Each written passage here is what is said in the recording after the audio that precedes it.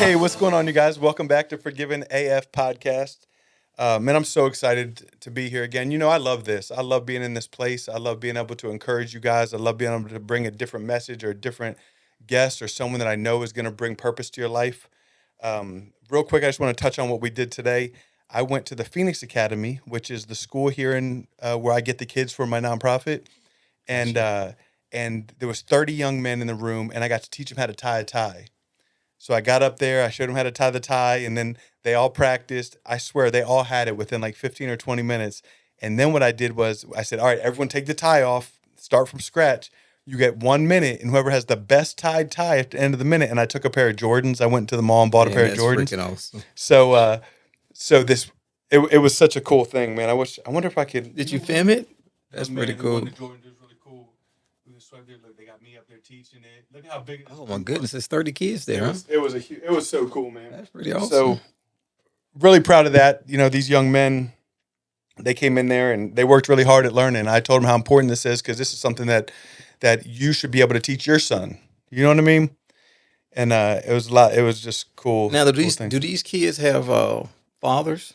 So because these aren't the kids in my actual program, these are the kids that are just in the school, right? So this is just part of the school. So I don't know. You know what I mean? I don't know. I heard one of the kids say that that his dad tried to teach him before, so some of them did. It's a good question. You know what I mean? Because you'd think that if they did, they would have known how to do this, or at least had a kind of an idea. You know what I mean? But no, Nobody wears ties anymore. That's true too, right? That's funny that you Churches don't let you. They that's require funny you that- to wear a tie That's anymore. funny that you said that because yeah. it's so true. You really don't even have to wear a tie anymore. The interviews, they don't require it. Man, but I'm It's really good to know. Yeah, it's definitely good. It's good to know, right? That's kind of how I felt. So, Richard Helen, man, Richard Helen. So I'm excited to have Richard on the show. I'm excited to be here. We met because we have a life group, and Richard came to, and every single time you spoke, I felt like I needed to go get my notepad out of the car and write it down. Like, and I'm not just saying that. Oh Like, my goodness. like literally, especially when it came to relationships. Yeah. Could you just kind of like tell our guests like kind of who you are, where you're from, just kind of like your story, so they know kind of where you're coming from? Yes. So my name is Richard Helen. I from a little small town in Mississippi called Meridian. Stayed there till I was about maybe I think I was 22 years old. Kind of interesting. I got out of high school and I had no idea what I wanted to do. And everybody told me that I needed to go to college, but I wasn't prepared. And so when I got to college, I was struggling. So before they kicked me out, I quit. And so I was working a little job. Back then, I probably was making $3 an hour. I still stayed at home with my mom, had no purpose in life. Yeah. And one day I woke up and I asked myself a leadership question. I don't know how. At 22 years of age, I asked myself this question. I say, in the next 5 years, what will you be? And the answer scared me. That morning, I got up, went to the Army recruiting station, took the test, and I joined the military. Came home, told my mom, in 30 days I'm leaving. She thought I was joking. So now in 30 days I'm leaving. And it probably was one of the most profound decisions I think I've made in my life, because for the first time in my life I felt like I had a sense of purpose. Yeah. And so when you join the military, whether you're white, black, tall, it doesn't matter. Everybody takes the same oath to support and defend the Constitution of the United States against all enemies, foreign and domestic. That's the common bond. So I felt for the first time in my life, I was serving something that was just so much greater than me. That just gave me chills, man. I love it. And so I did that and had a really good time. I spent 23 years in the military, retired. Then when I got out, I noticed there was a big gap from understanding what leadership looked like and what management was. And I realized that in the military, we train a lot. In corporate America, we don't train. We train when it's necessary. In other words, if someone is sexually harassed, we'll do some training on it. But in the That's military, true. it's standard. That's so true. Or if somebody get hurt at the job, we'll do some type of safety training, right? It's It's reactive. reactive, Right? yeah. But in the military, it's proactive. We train all the time. Yeah. So when I got out, I saw that deficit when it came to leadership. And so I started slowly looking to how could I make an impact in the organizations I was in. Then I got connected to John Maxwell, and that changed my life. I started reading his books. He does this, I don't know if he still does it. He calls it Minute with Maxwell, where he would take a word, somebody would give him, and he didn't know what the word was going to be. It could be faith, could be leadership, could be influence, could be anything. And he would talk about it for a minute, and I was just blown away. And so that got me to reading his books, and man, that changed my life. It's funny you say that. So the last guest we had a couple weeks ago, named Twan, he's big into Maxwell Yeah, stuff. He talks about how it changed his life, it and, changed my life, man. Uh, if you don't read, I want to encourage you to read, because what reading does,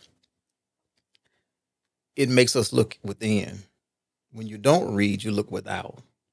So when you read, you look at things that you can do to fix you. When you don't read, you look at things that's going on with other people, and that doesn't help you grow.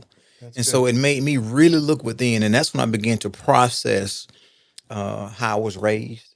And so we're gonna get into some of that with some of these questions that you have. How I was raised, what my parents instilled in me, how that influenced me. And so I wanted to start teaching leadership. That's good.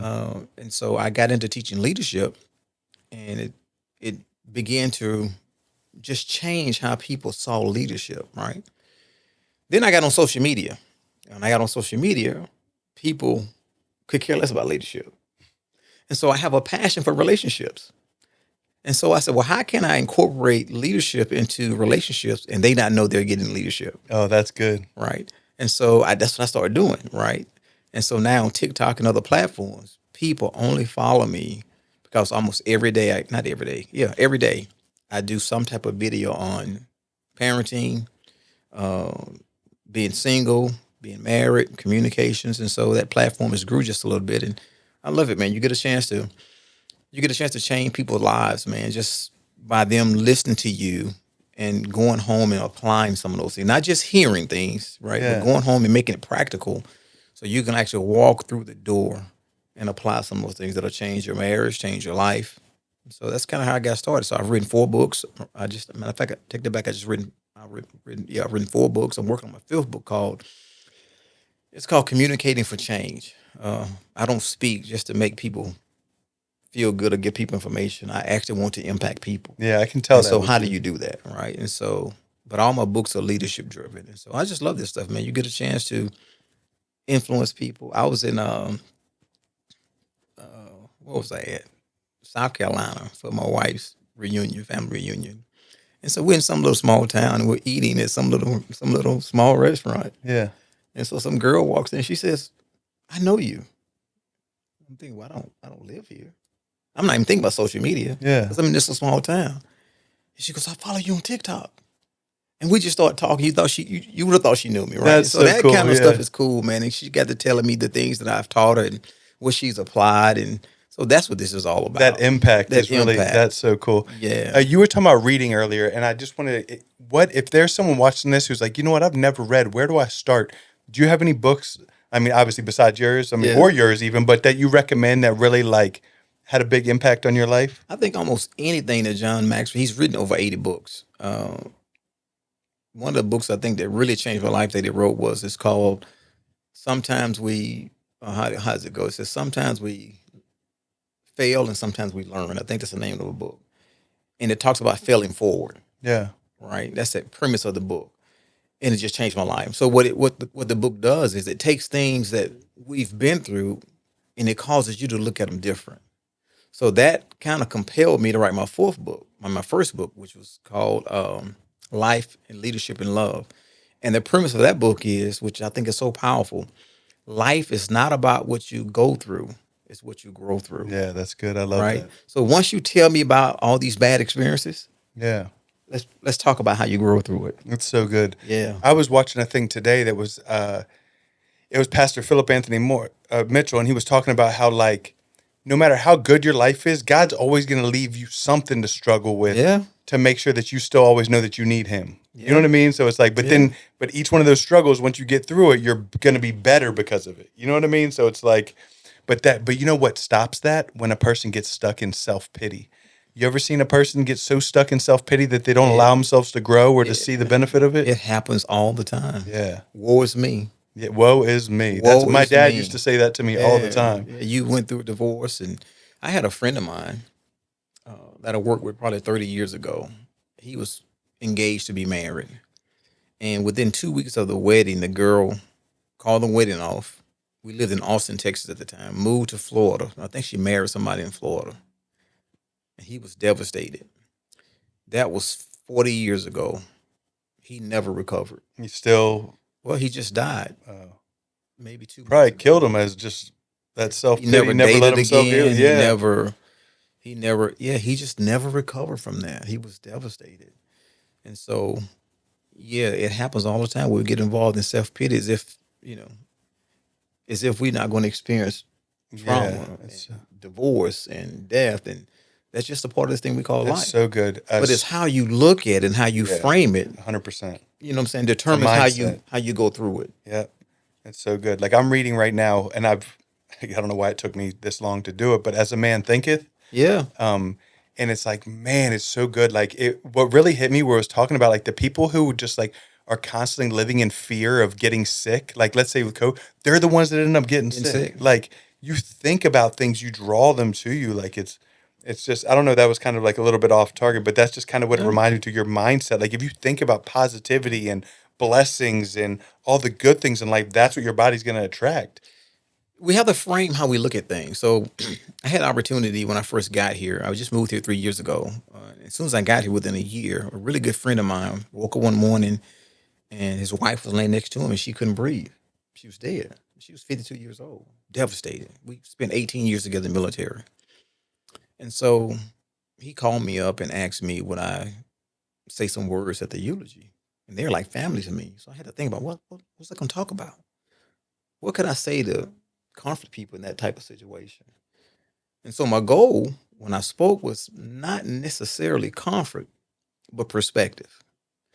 And I shared with them that when I was 15, we it's kind of running. We had a basketball goal in our backyard, but we didn't have a ball.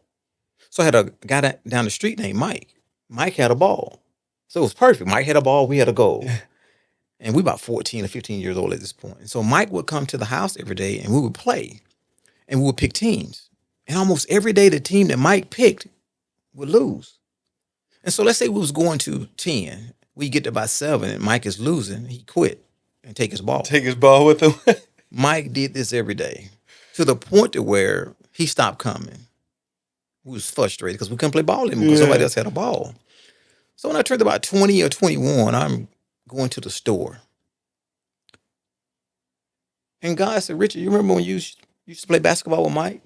I remember like it was yesterday. I go, yeah. He said, why do you think Mike took the ball? I said, God, Mike took the ball because he was selfish. He said, no, that's not why Mike took the ball. I said, well, why did Mike take the ball? He said, Richard, he took the ball because it was his. The ball never belonged to you. Oh, that was I his said, ball. so what are you saying? He said, everybody that you're connected to, they're on lease. You don't own them. They belong to me. And when they finish their assignment, I take the ball. You get over it because you understand that they're on leash to you and it's not yours. Man. So your children aren't yours. Your parents aren't yours. They all belong to me.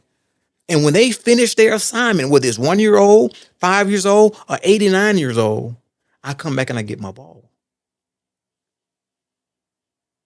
That's deep. I said, well, what scripture can I reference that? I mean, this was a conversation I'm having with God. Paul said, glorify God in your body, in your spirit, which are his. Yeah. So once my perspectives changed, it didn't mean that I didn't hurt when someone died, but I understood they didn't belong to me. That's good. Right? It took the selfishness out of it. Right. They don't belong to me. And so that perspective will either be our, how can I put it? It's going to elevate us up or it's going to pull us down. Yeah. It's going to be our prison or that perspective will become our passport. That's and good. so I want my perspective to become my passport, not my prison. So it's all about how we shape things. Yeah, that's really Right? good. Perspective is so important. Right? Yeah. So it's how we look at things. Go through divorce. What's your perspective? No, it's good. Like when I Right. talk about prison, people get all weird because I tell them Yeah. prison was the best thing that ever happened Right. to me. And people are Right. like, what? Prison was Right. the, I said, absolutely. Like Right. I wouldn't have anything I have. If it wasn't for prison, I'd probably still be in some hotel somewhere using drugs, miserable, depressed, Right. not serving the Lord whatsoever.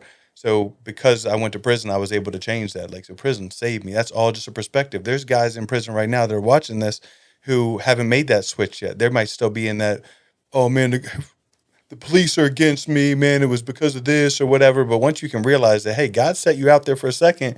He's got you timed out for a second. Learn everything you can learn. Take advantage of it for when you get out. It's a whole new life. But look, so what I want people to hear is, because what I got the most out of listening to you talk and what you're so good at is relationships, right? So I want to kind of pivot here and go into relationships and start with kind of a basis. So because I don't really even know fully of, because I don't do a good job of this. Can you kind of give us a baseline of like what is considered a healthy relationship? Yeah, that's a broad topic. So there are several things you have to look at. So, the Bible says, how can two walk except for they agree? Right.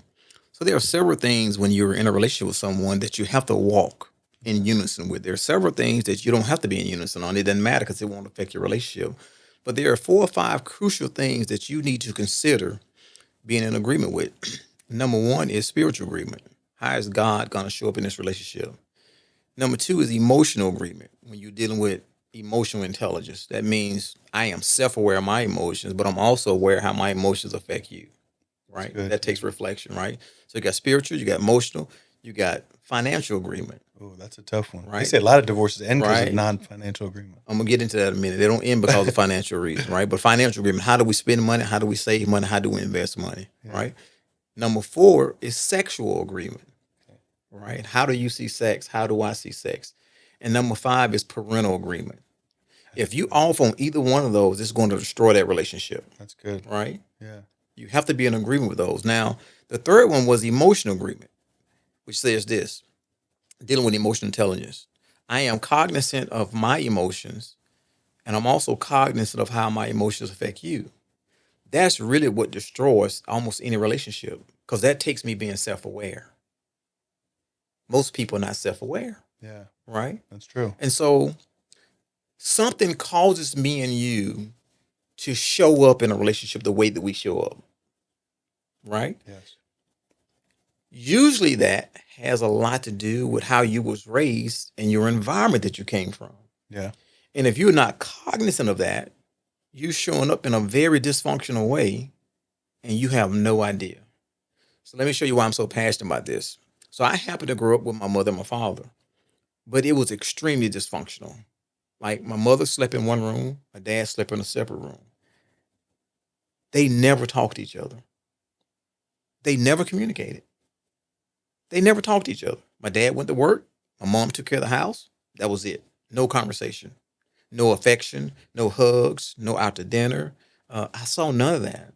So not only did my parents not talk to each other, they never talked to us. So the only time my parents talked to me was, take out the trash, clean your room. But there was never, how you doing at school? I'm proud of you. Oh, you got a football game or a basketball game? I'll be there. It was never none of that. So I grew up with extreme low self-esteem because I was never validated as a kid, Yeah. right? So as I entered adulthood, I took that with me, right? Yeah. So I showed up in relationships extremely incomplete. Man. You see what I'm saying? Yeah. Heck yeah. Now I'm showing up in this relationship and I have no idea why I'm showing up this way.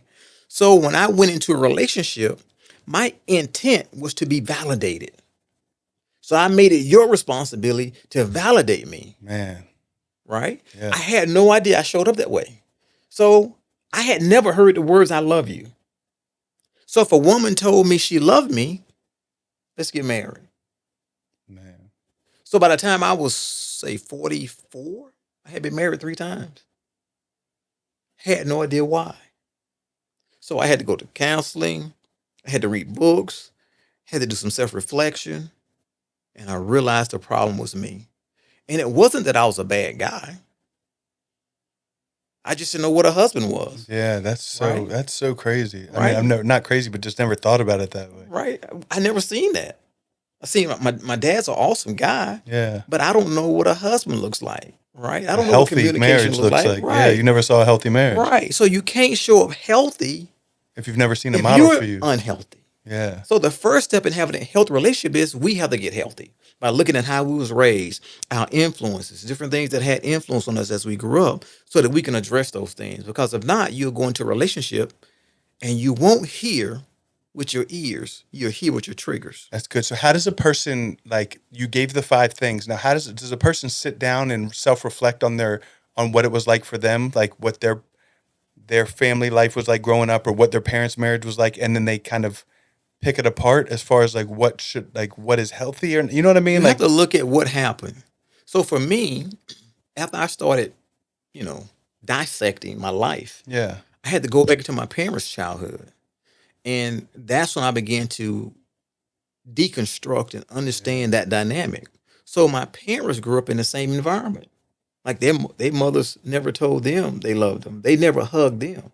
So all they did was gave me what was given to them. that's good. So you almost have to look at it through not a finger pointing way. Ooh, that's good. You're looking back with grace, Ooh, that's good. because you don't want to, because we're not trying to like look at Mm-mm. our parents and think of how they're wrong. We're trying to Mm-mm. say, hey, why was this way? What happened to you that this is this way? You know, because it'd be easy to point back at our dad and be like, you did Yeah, this and this, you yeah, know. But that's good. And at the time I'm going through this, they're deceased. So I can't go back and talk to them. Right. yeah, So I had to dissect all this and figure it out myself. But that's when I realized they gave me what had been given to them. And so I had to give them grace because I was kind of angry with them, right? So I had to give them grace because they was in survival mode. They just gave me what was given to them. So you have to go back and dissect that stuff. And sometimes it helps really, man, to have a coach or a counselor I to was kind gonna of help say you that. walk through that. Because when you emotionally connected to stuff, you can't Yeah, think you're rationally. sometimes you're blinded by You're it, blinded by certain things, or right? you have or you want to protect your You want to parents. You know protect your what I mean? Or you parents. want to so. All right, that's awesome. So that's that first step, and that totally makes sense. I like the 5 steps of like what's important in a marriage. Like these things need to be in alignment, and how those things are important. That's really good. Think about it. If you're often parenting, Yeah. No, it's right? so, and because Right? everything you said, I'm relating to my marriage right now, and I'm like, you know what? That's caused issues. Oh, that's caused issues. That's Yeah. a, you know what I mean? So I Now, but totally the see. number one is, and I say it loosely, but it's really profound when you really think about it. Is my relationship with God is going to impact and affect the rest of those. Yeah, So that's if good. that one is right, so let me give you an example. Is there something about like the unevenly yoked part? You Yeah, know, that's how and you're unevenly yoked, yeah, right? Let me give you an example. It's not a coincidence when you read the fruits of the spirit in Galatians 5:22 that the first one is love. Now, to all the ones he could have named, he named love first. And when you look at those attributes, knowledge is not in there, yeah. It's not how smart you are. right? So the reason love is first, because love is going to give birth to patience.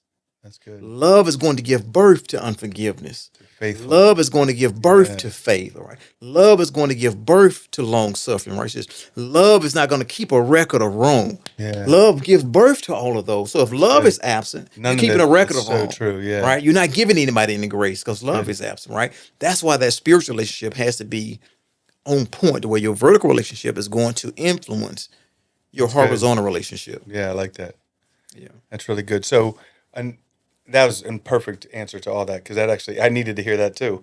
So a lot of times there's a lot of like, and this is going to go towards more of like the prison population, right? Yeah. A lot of times, like for instance, when I was incarcerated, I had lost trust with my wife, my mom, my everyone who was in my life. I had done, in some way I had.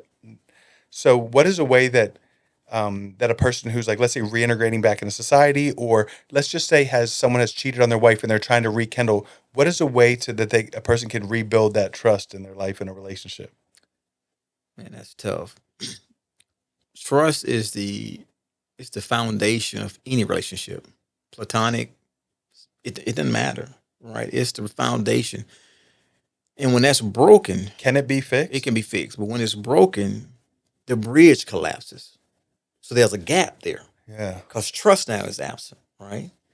And so on the part of the person that committed the infraction, right? yeah, Watch this. You can relate to this. You can't commute your sentence. yeah. You understand what I mean Yeah, by that? you're gonna Right? get your time's your time. Right? Yeah. Whatever time you have to serve, you have to be willing to serve that time. That's so good. So if you want to rebuild trust in a relationship, you have to be willing. The time isn't on. I don't get to pick how You don't long get it to pick takes. how long. It's on the Right? person who the Right? trust was broken It's with. kind of like when we commit a That's crime, really right? You go good. before the judge. The judge We picks don't get to tell the judge what sentence we Man, want. that's good. Because and that's so good because a lot of times people get frustrated, like, Yeah. why do you not trust me? It's Yeah. been 3 months since I did that. Hold on. We don't get to pick. We don't get to pick. It's been 3 months. We don't get since. to pick, what sentence we get, So right? it's just doing the right thing over and over and so over you again. have to be willing to sit in that That's good. for as long as it takes. And not get defensive And and not get upset defensive, about it. right? Because Yeah. you committed the infraction. That's good. Right? And then the second component to rebuilding trust Man, that's is good. consistency. Yeah. You have to show up consistency over a period of time. That's good. For that trust to be rebuilt, right? Then on the other person's end, in order for it to work, if you say you forgive them and they're not doing that again, you can't bring it back up, That's good. right? You can't bring it back up. That starts the whole process all over again, That's right? good. Yeah, for sure. And so that keeps them in prison. So I like that. I really also, just to add to it, which I think is something, is I think that if you are someone who is trying to rebuild trust in a relationship or something that you've ruined, I think you need to make sure that you go above and beyond to make sure that your yeses are yeses and your nos are nos, right? Like my mom used to say, if I tell my wife I'm going to be home in 30 minutes, I'm not home in an hour. I'm home in 30 minutes, because that I don't want to cause her mind to wander or to, you know what I mean? So it's like to really just be above, to make sure that my word is impeccable. yeah. Just to not leave any gray area, because it's just going to leave that, that doubt in her mind or whatever. I'll tell you something else that comes along with that is, and this is hard for people, when you apologize, your apology has to be without justification. Oh, I'm sorry, but that but ruins it, huh? Yeah. That takes away from everything you just said. Yeah. You have to be willing to sit in it. Right? That's good. So that's the starting point, is that I apologize, but I apologize without trying to excuse this. Let me give you an example. And you have to be cognizant of this in order to do this. This was maybe 4 months ago. I was working and my wife would get up in the morning and she would fix my lunch. And she did it on such a repetitious basis that I began to leave out the house and I didn't even say thank you. So one day I'm leaving out the house and she comes to the door and she says, "You're welcome for your lunch." Hmm. I said, "Whoa, I've just taken it for granted." I said, "I'm sorry." I got in my car and I went to work. When I got to work, I gave her a text. I said, "I really appreciate you fixing my lunch." I said, "I'm so sorry I took you for granted." But here's the kicker. When I got home, I put my stuff down. I sat on the couch like I'm talking to you right now, and I looked at her and I said, "Look, you get up early and you don't have to because you're retired and you fix my lunch. And I want you to appreciate that. And I'm wrong for taking you for granted. And I just want you to know from the bottom of my heart, I'm sorry. That would never happen again." Watch this. Watch this. Watch this. Watch this. Watch this. Watch this. Watch this. Apologies can't just be heard. They have to be felt. Yeah. Right? That's good. Yeah. Heard comes from my lips. Felt comes from my heart. Yeah. That person needs to know genuinely that you are sorry for the discomfort, the hurt, the pain, whatever it may be that you caused, that you inflicted upon the other person. Yeah. That's the starting point. But it can't be with, I was thinking about this and I just get so busy. Yeah, You know what I'm saying? Then you minimize the apology. You're home all day. I didn't think. Yeah. Yeah. You see what I'm saying? Yeah, for Being sure. able to just to sit and say, "Hey, look, I was wrong." Yeah. That's the starting point for it. That's good. I think that's important. Those are really good keys to rebuilding trust. And it's something that I think a lot of people struggle with or deal with. They get home and they're like, "Hey, I want to fix this," but they don't really know how. Or our pride, or like the part you just ended with, we try to justify it. "Oh, that was old. That was the old me. It wasn't that." That didn't change the person's feelings that was hurt. I'm busy. You don't have to work. I have to work. Yeah, I I'm could think taking of all care of- sorts of excuses there. Yeah. No, you just have to own it, man. All right, so check this out. What's the best way to communicate your emotions what's the best way to communicate with somebody when your emotions are running high or you feel misunderstood? Like, because I know that I don't handle that well. You know what I mean? Like, how do you Uh, teach someone how to communicate when they yeah, feel like wronged or they're yeah. just emotional about whatever the situation is? So it's a couple things you have to look at, right? When we know that disagreements are inevitable, we have to discuss. Really, we want to discuss before we even get married how do we think they should be handled, right? Yeah, So there's a couple things me and my wife communicated to each other before we actually got married. Actually, we created an oath, and it's on my wall in the house. It's 10 things we agreed to, and we signed it. that's It's cool. real I like huge, that. right? And one of them on there is communication, right? How we're going to communicate with each other, right? Because it's not that you communicate; it's how you communicate. And so there always has to be somebody in the relationship that's going to be the bigger person when things go awry, Yeah. right? Somebody has to agree to be the bigger person, right? So let's say I'm gonna agree to be the bigger person, right? So here's how you backtrack and try not to get yourself in that position in the first place. The intent of a disagreement is to come to an understanding. Watch this, not to win it. That's so good, bro. That's one of my biggest You see what problems I'm is saying? I got to try to prove my So it point. goes back to Yeah. perspective, right? What's my perspective on a disagreement, That's right? so good. If your goal is to win the argument, it's gonna go on forever, right? Because your goal is not to understand, your goal is to be understood and to win the To argument, win, yeah. right? And so you have to say to yourself, y'all have to agree that we don't care who's right and we don't care who's wrong. We want to fix this, break this in our relationship. Yeah, So we don't care who's right or wrong, that's so good. My right? one of our I'm big, I believe in marriage counseling. I'm a big advocate for marriage counseling. And one of our counselors used to take a pillow and throw it on the floor and be like, "Look, that is what you two are fighting against. Instead of fighting each other, we need to realize it's us against the issue." And I always thought that was really good because he would always say, "You guys are just fighting for your own rights. All you're Yeah. doing is fighting for your own rights right now." And that's So you never have to going to have work. some rules to fight. No different than boxing, right? You don't get in the ring and just get to do what you want to do, Yeah. right? There has to be some rules, right? So that's one of the rules that we created. We don't care who's right. We want to get it right, right? And so another rule we created was this is tough. What's on the table stays on the table. What What? that means is this: if you bring something to my attention, before I can bring something else up, we got to resolve that. No, that's good. Yeah, because that's so true. Because sometimes in an argument we start bringing up some old stuff or some new stuff or some, Right. and it's like, hold on. Right. So what's really the issue here? Yeah. Are we? It gets lost. Yeah, Right. Because I yeah. bring up something and then you bring up something that happened 2 weeks ago. That's good. And you say, and we don't really get anywhere, right? Yeah, So we got to deal with one issue at a time, right? So these are things that we have to deal with before we even get to the point of the disagreement, right? yep. And so another thing we had to deal with is I said the first two. Now, I created this. I didn't actually create it. I learned it in corporate America years ago, and I thought it'd be good for marriage.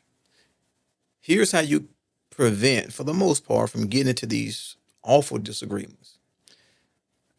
It's a term called ECIR. Is right spelled backwards, right? And so you think of that as you're talking to your spouse. So it's right spelled backwards. So you start with the E, empathize, right? I can see why you feel that way. If if I was in your shoes, I would feel the exact same way. Now you find what I call common ground, Yeah, right? You coming from common ground. Number two is you clarify. Let me make sure I understand why you actually mad. I told you I would be home at 3:30. I didn't get home to 4:30, and I should have called. She's gonna say yes or no, right? The I is isolate, which is really important. Is that the only reason you're mad? Is that the only thing that's on the table? that's really good. I've never heard that ever brought into Right? it. She'll say yes. Then you respond. That does a couple things. I put 3 fingers, but it does a couple things. It gives you opportunity to process what she said before you speak. But watch this, watch this. But more importantly, he or she feels heard. Yeah, And that's the biggest issue when it comes to disagreement. The other person don't feel heard. that's so good. So if we can process that and keep that in mind, it's gonna make it to where you'll feel heard and you're gonna find out that those disagreements that used to last an hour, 2 hours, 3 hours, 4 hours, they're lasting 15 minutes now. It's so good because a lot of times, really, in these conversations, when I get into these arguments with my wife, I'm the one that's the reason to keep going. If I would just do like what you just said and just be like, hold on, hold on, hold on, look. Like I understand that you feel that way. Maybe I should, or whatever. I take some sort of, even if I'm not taking blame for it, I'm just like you just said. She wants to feel heard. I'm understanding why she feels that way. Yeah. even if I didn't know it on purpose, I'm saying, you know what? I'm sorry that I came home late. Um, and I could see how that made you feel upset. Instead of, I'm sorry that I came home late. This happened and this happened and this. I'm just making excuses, and now she's not feeling heard. She's not listening. Yeah, If people don't feel heard, they shut off. yeah, Right? They just shut off. They're not listening to their heard. Right? So that's so when good. you can find common ground, this is a big issue to me when it comes to politics. Right? Everybody's going to see things differently, but let's start off with common ground. There's got to be something that we agree on collectively, Couldn't, and yep. then let's build from there. Right? Yeah, So same thing in your marriage. When there's a disagreement, let's see if we find some common ground. Right? But it stems from you don't care if you're right, and that's hard, particularly as men, right? Because we just women too. We want to be right. So yeah. watch this. If you win the argument, watch this. 90% of the time, the relationship or the marriage loses. Yeah, so you win the argument, but really you're worse off now because you're Yeah, just ruining you your still marriage. sleeping on two separate That's sides so of the true. bed. Yeah, you ain't right? getting none. That's so funny.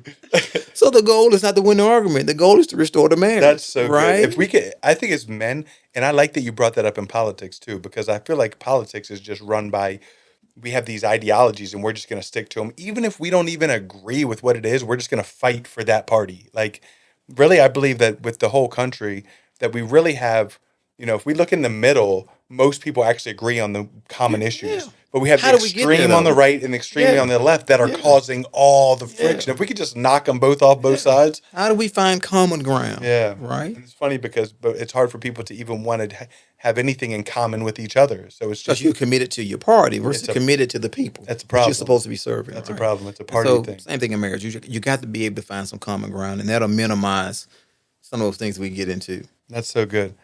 Man, that was awesome. And I really agree with all the communication that we just spoke on. And that's something that I'm actually going to take and try to use better because it's still, you can know all this stuff and it could still, it still could get, Implementing it yeah, it's is still another not thing, as easy right? to implement it, right? But the Bible said, "Be ye a doer Yeah, that's so of the good. word, not just All a right, so I hearer." got another one that I think that this is a good one, and I know that this has affected me too. It's how can a man start healing from old trauma so he doesn't bring the old trauma into the new relationship? Yeah, you have to have it addressed by a professional, whether it be a coach or a counselor, because there's some things in there that are hidden that you may not be aware that they're there. Yeah, And so, like I mentioned earlier, you're not hearing with your ears, you're hearing with your trauma. And so I have to be cognizant of that. So I can give you an example. So several months ago, I wanted my wife to go somewhere with me, and she didn't go. And I got upset. Then I had to pull back and ask myself why was I upset? Well, it put me back in my childhood. For every time I had a function at school or a play or a game, my parents never showed up. So that wasn't her rejecting me. That was my mom rejecting me. yeah. But if you're not self-aware of your own emotions, you're gonna make that person pay for it. Right? So Were you that's able to realize it right away, or did you have to self-reflect on I it had down to the road? self-reflect, but it was pretty quick. Yeah, I self-reflected on it. And because why were you so upset? Oh man, that reminded you of your mom. yeah. And I had to fix it. I had to go back and fix it, right? But that takes going through therapy. That takes going through counseling. So Good. everybody, I think it should be a law that we have to go through counseling. Counseling is good. It has a negative rap with some people, but Yeah, so I was doing some coaching one day online. It's a bunch of women, and the woman asked me. She had just came out of divorce. Asked me, did she think she needed some counseling? I just want to ask you a question. I said, do you drive? And she said, yeah. I said, does your car have a rear view mirror in it? She said, yeah. I said, does your car have side mirrors on it? She says, yeah. I said, why do you think they put that there? She goes, oh, no, why do you think they put that there? Because there's things around your car that you are not privy to be able to see. So they put that there because you can't see what's behind you. They put the side ones there because you can't see what's on the side of you. good. But the mirrors allow you to see that. So we all have stuff that's innate in us that we don't know is there. We don't even see. Right? Yeah. And so whether it be a counselor, a spiritual counselor, a good friend, you need somebody that you can talk to that can help you bring that stuff out so it don't show back up in your relationship. So it starts with coaching or counseling. You have to get someone else's perspective. And reading, that's a big counselor for me, reading books. You have to do something to where you can address those things, or if not, those things are going to continually show up. So when I coach couples, a lot of times it's never the issue that they bring to the table. It's never the issue they bring to the table. It's always It's something always else. something from their childhood, right? Your mother raised you to feel this way about money. Your mother raised you to feel this way about men. So you're not going to respect him because your mother told you don't ever respect a man because they'll run over you. Whatever it may be, you have to address where that came from, It's good. right? And so, yeah, you just need some degree of coaching or counseling just to bring out those things that you may not be cognizant of. I like that. And it's you're right. For some reason, in some communities, it's thought of as like a negative thing, like, oh, you're weak, you got to get a counselor, or it's not. You know what I mean? So it's like, I have a counselor. yeah, me too. I have a counselor too, and I love it. I have to go. Counselors, I got mentors. Yeah, all the counselors Right. I know have counselors. You know what I mean? If they Like, don't, you shouldn't go to them. yeah, Right? Who's like, counseling you? yeah, it's so true. Yeah. 'Cause we're not above that. Like, we need someone to be able to hold us accountable or to bounce ideas off of, because we don't. None of us have it all figured out. I'll give you a great example that just happened Monday. So we are part of this, I don't know if you call it a men's group. We meet once a month on Mondays. What do you call it? I would call it a men's It's group. like a men's group, right? And so we talk about different topics. And so I brought up at the table a situation that I had with my wife. And one of the guys he gave me an example. Was you at the table? Yeah, I was sitting there. And he was like, "Can I tell you what I do?" I said, "Yeah, I would love to hear what you do." He said, "Well," he said, "men and women are different." He said, "I look at it like on a computer.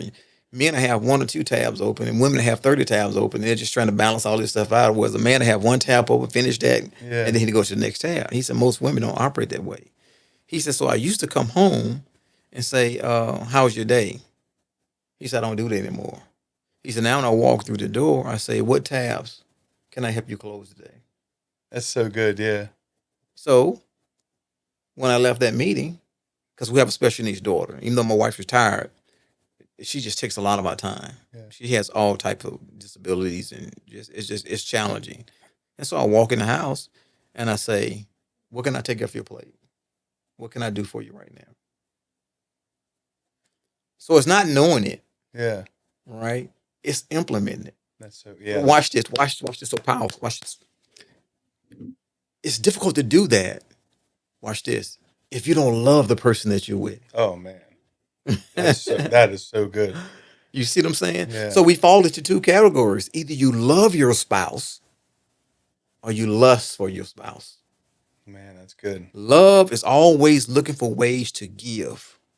Lust is looking for ways to take. Man, that's so good. So when you love your spouse, you'll die your flesh to your spouse, right? Because I want to serve you. How can I show up better? Now, I coach people all the time, and I got people giving me advice. I didn't tell them that, Yeah. right? But none of us have it all together. You see what I'm saying? Yeah. And so I said, man, that's a great analogy. So I went home and I implemented it.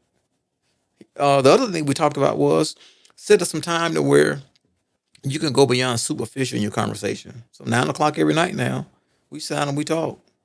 What's your day like tomorrow? What can I take off your plate? How did I show up for you today? What's something you need from me that I'm not giving you?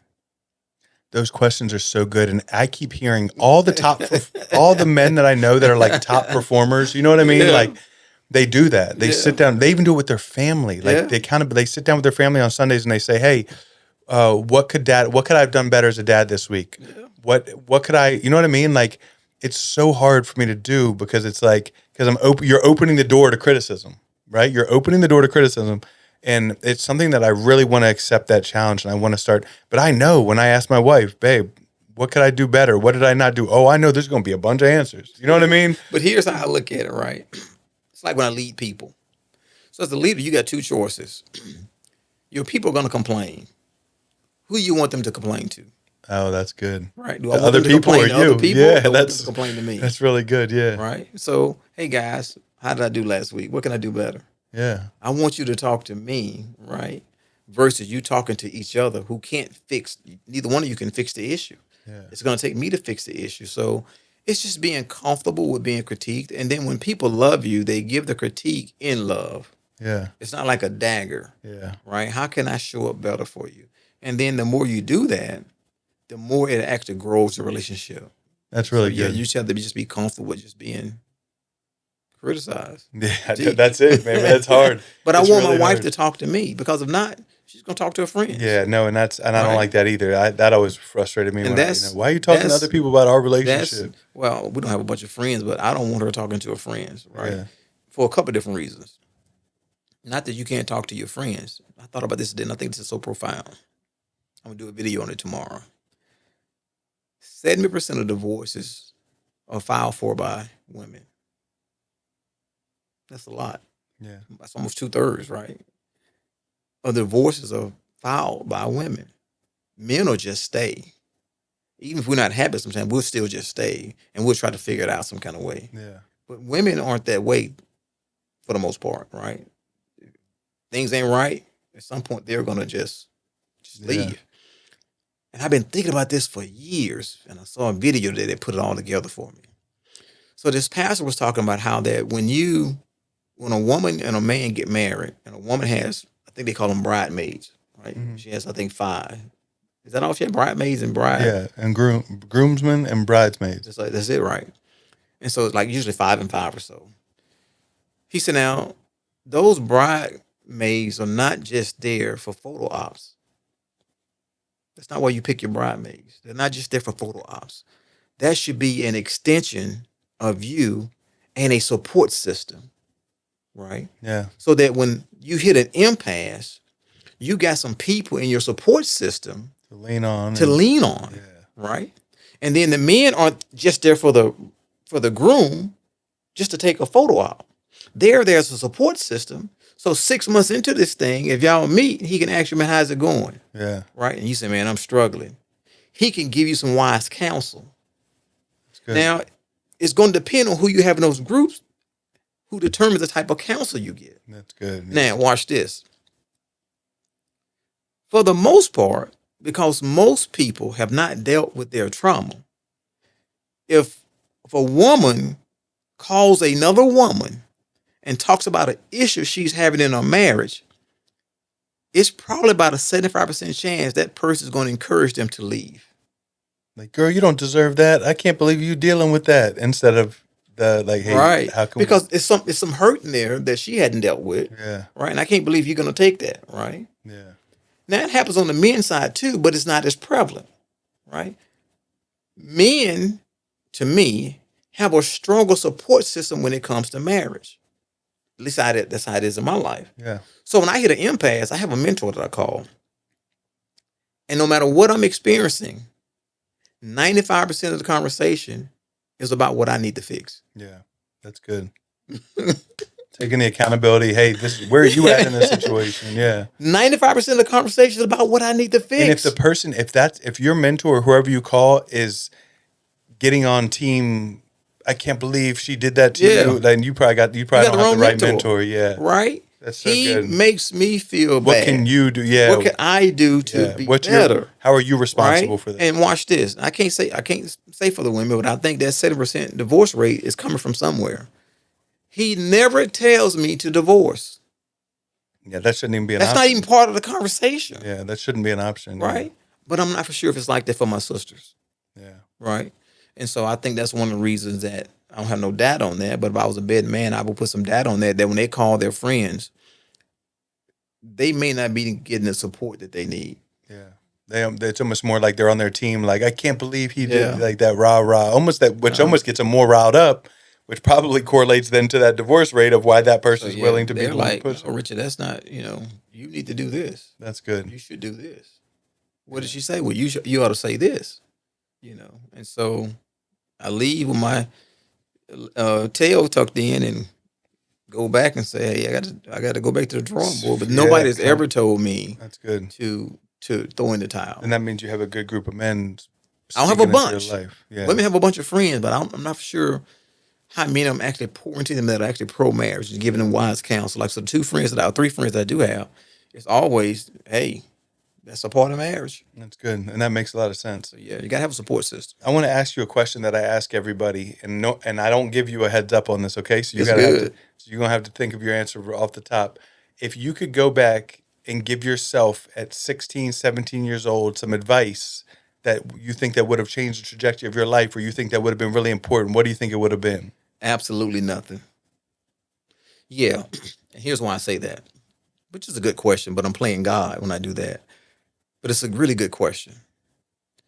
If I change anything, I'm not the person that God has created right now. Oh, because God allowed you to go through what you went through, so to Yeah. make you the man you are. Yeah. So if you go back and change something, then I'm not the- that's literally like butterfly effect. It is almost like playing I'm God. not the same person. I've never had that answer You before. see what I'm saying? Yeah. And so if I go back and say, if I would have read this book, I did this, then I've been married 3 times, my 4th marriage now. We've been married now almost 15 years.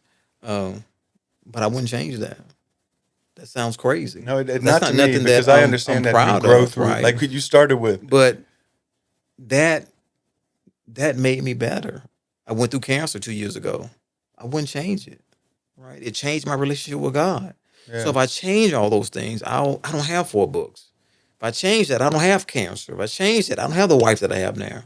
So I wouldn't change anything because I feel like all of it was orchestrated by God to get me to this place. I respect that. So that I can take this testimony to someone out there listening, and it's going to be encouraged to them. Watch this, so that they don't make the same mistake. No, I respect that. That's really good. Yeah, that's what it's for. Not so I can go back and change anything, so that you out there listening don't make the same mistakes that I made. That's so good. That's so good. Yeah, that's what that's for. Will you tell all the listeners like how they can find you on TikTok, social media, everything, website, how they find your books? TikTok is Mr. Food for Thought. My website is richardhelen.com. See everything that I do on that website. I'm on Facebook, Richard Helen, Instagram, LinkedIn. I'm almost everywhere. So if you put my name in Google, it should definitely pop up. Cool. Yeah. Yeah, and if there's someone who's watching who's maybe incarcerated or who wants to, if they want to have their like parents or someone, family, find one of the books and send it in, that's on the website, or they go to Amazon? Yeah, you go to the website. It's on the website. You can click on the website. Okay. Or you can go to Amazon and put my name in there. But you have to put Richard E. Helen. I don't know why, but I guess there's another Richard Helen. You have to put Richard E. Helen in there. And then the books that I've written popped up. And I just think if you just take the time out to read any book, I think it's life-changing. That's so At least good. it was for me. I think, life-changing. I can't wait to get this episode live in the prison, because I think that, I mean, everywhere, even in the streets, because this podcast is on Spotify, iTunes, but just the avenue, the pivot I had to kind of make. And we talked about the pivot the other day, like how sometimes God will cause a pivot. I had no idea that this podcast was going to go into prison. It never even crossed my mind that would be the path. And then God just opened that opportunity. And I was like, you know what? Like, I'm going to keep it going, both in the streets and in prison, but I'm going to make this pivot and, just try to so I can cover both sides, like the way you talk about going the pivot from leadership into relationships. Yeah. You know what I mean? Wasn't my intention. Yeah. It's right? funny how God will do that. Leadership, but people start asking questions. I'm like, okay, we'll just kind of go this route. We'll just see how it goes. So I had to slowly, they don't know what they're doing, but they don't know what I'm doing, but I'm slowly, everything that I give them is really about them leading them. Yeah, I like that way you put leadership into relationships. So the big part of leadership is really self-leadership. Yeah. Right? If you don't master leading you, then you can't be effective at leading other people. That's so good. And so the goal is to master leading you for us, how you show up in these relationships, how you show up every day. And then once you master that, it makes the relationship portion of it easy, because contrary to popular belief, we don't attract what we want. We attract who we become. What we are, right? Yeah. Yeah. And so you just whatever I do it every now and then. So on TikTok, every now and then, if somebody comment on my video, I'll just go to their page and I look at their page. And every time I go to someone's page, they have similar content on their page. Yeah, because it's not a coincidence. No, you attract your vibe. Yeah, you attract what you put out. Yeah. Right. So if you're putting out good vibes and things that are positive, the people that you attract.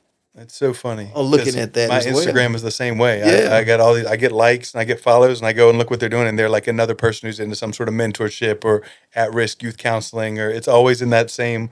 So you're exactly right. So I say that to say this. So if you're in a dating scene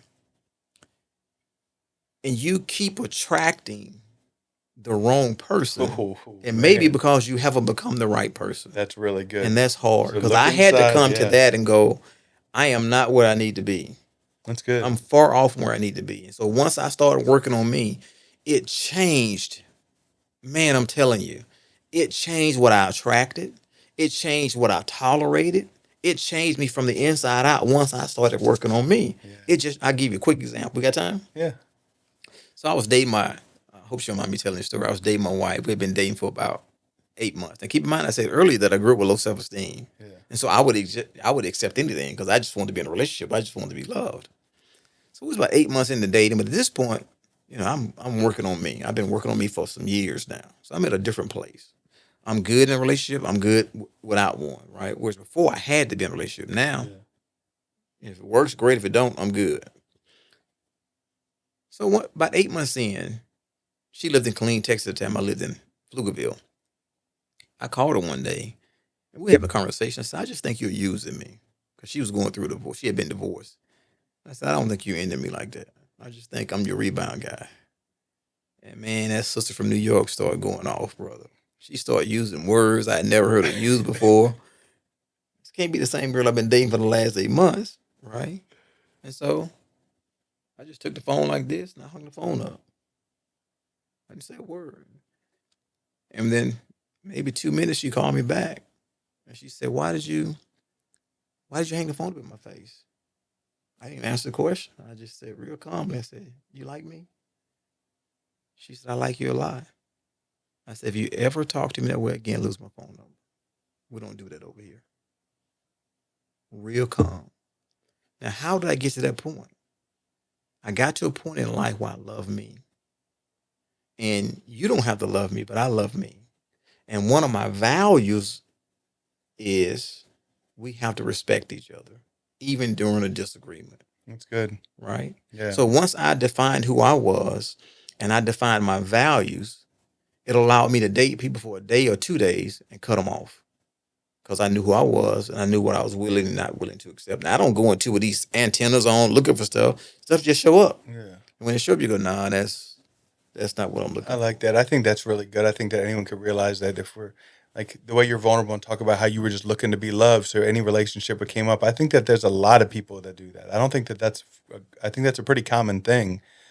Even girls who didn't have that, and then they're giving themselves to men who don't deserve to have that woman. And They have the same situation because yeah, I work with women. So they be talking about all this stuff, and I ask, were you raised in a two-parent household or single-parent household? Sometimes it's two, sometimes it's one. Let's say it's a two-parent household. I said, so your dad was always there? They said, yeah. I said, how often did your dad tell you that he loved you? She never did.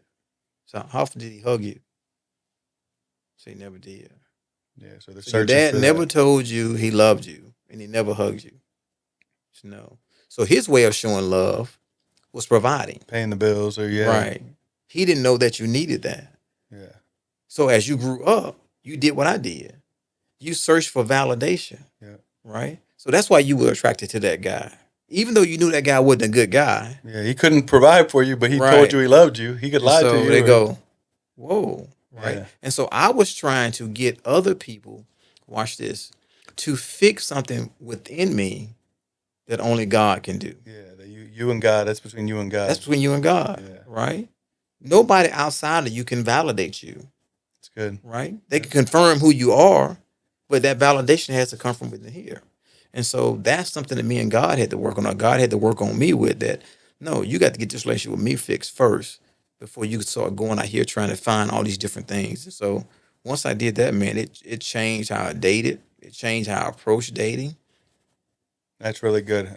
I hope that Yeah. people can internalize that and realize that that's part of that self-reflection we talked about in the Self-reflection. beginning. You need to figure out what you were missing and try to get that figured out before you get into that next relationship. Because if you keep trying to fill some hole inside of you with women, it's just going to be you're just going to keep having the same disaster over and over. And it could be drugs.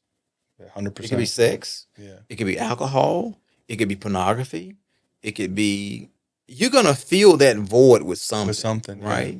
And so, no, that's a void that really only God can fill, that's so good, right? man. All that stuff is temporary. And once you fill that void with it, you're left empty. Because my thing was trying to have as much sex as I could, but I couldn't figure out why I was empty after I had the sex.